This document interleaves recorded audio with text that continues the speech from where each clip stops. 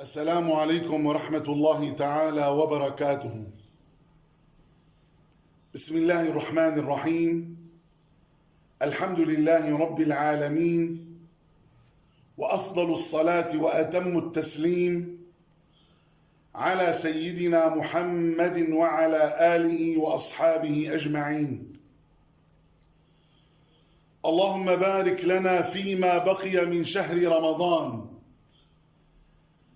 وأعنا فيه على الصيام والقيام وغض البصر وحفظ اللسان، واجعلنا فيه يا مولانا من عتقائك من النار برحمتك يا عزيز ويا غفار. أيها الإخوة الكرام، شهر رمضان المبارك هو شهر الرحمة والمغفرة، هو شهر الصبر والمواساة، هو شهر التنافس في الطاعات، هو شهر الخير والمعروف والإحسان، هو شهر الصدقة، هو شهر صلة الأرحام، هو شهر بر الوالدين والإحسان إليهما، هو شهر التوبة والإنابة والرجوع إلى الله. شهر رمضان هو شهر القرآن، هو شهر الدعاء والالتجاء إلى الله سبحانه وتعالى. شهر رمضان هو شهر رد المظالم والحقوق لأصحابها. شهر رمضان هو شهر ترك أكل الحرام، وترك الغش والمكر والخداع والغيبة والنميمة والفضيحة والاحتكار. شهر رمضان هو شهر ترك الخصومة والقطيعة، وترك الشحناء والبغضاء. شهر رمضان هو شهر المحبة والوئام.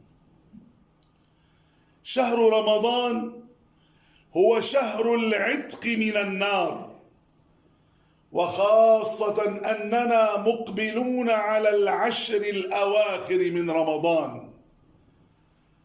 أيها الإخوة الكرام، ما معنى العتق من النار؟ العتق من النار أيها الإخوة هو أعلى درجات التحريم من النار.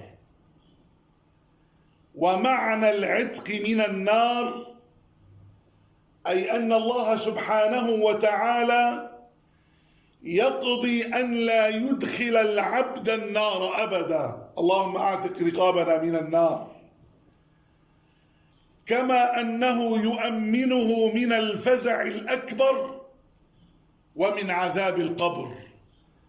اللهم أمنا من الفزع الأكبر وأجرنا من عذاب القبر. أيها الإخوة الكرام، العتق من النار هو أرقى من المغفرة.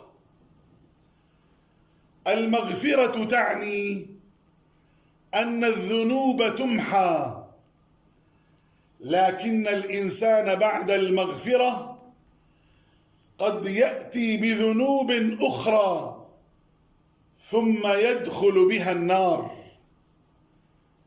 وأما العتق من النار فإنه لا يدخل النار أبدا مهما ارتكب من الذنوب والخطايا بعدها، فإنها تغفر له، أي يغفرها الله له.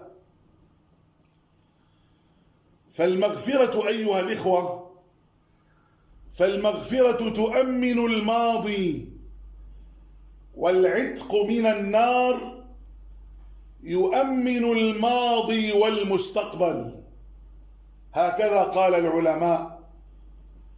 وهذا الشهر العظيم المبارك أيها الإخوة الكرام هو أكبر فرصة للعتق من النار، لأنه شهر العتق من النار.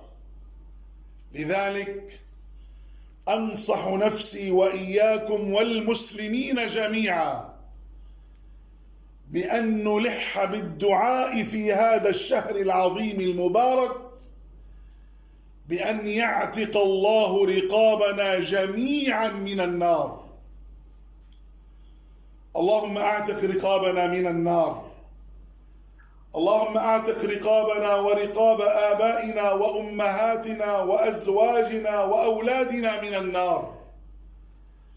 اللهم اعتق رقاب إخوتنا وأخواتنا وأقربائنا وأصحابنا وأحبابنا وجيراننا وكل من يلوذ بنا من النار. اللهم اعتق رقاب جميع المسلمين والمسلمات والمؤمنين والمؤمنات في مشارق الأرض ومغاربها من النار برحمتك يا عزيز ويا غفار. اللهم بلغنا ليلة القدر واجعلنا فيها من عتقائك من النار برحمتك يا عزيز ويا غفار. اللهم أعطنا سؤلنا واقض لنا حوائجنا على الوجه الذي يرضيك عنا برحمتك يا أرحم الراحمين. اللهم أعط كل واحد منا سؤله واقض لكل منا حاجته على الوجه الذي يرضيك عنا برحمتك يا أرحم الراحمين.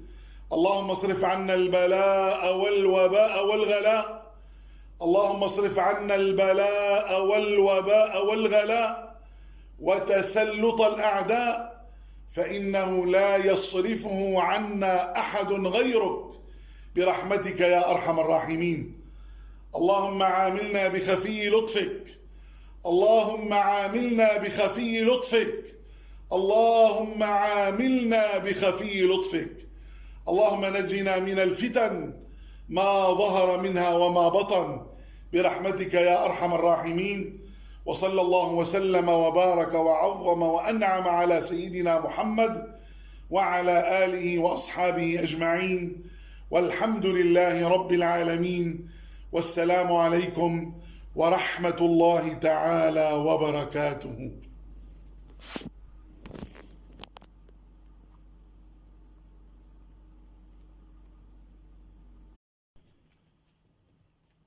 السلام عليكم ورحمة الله.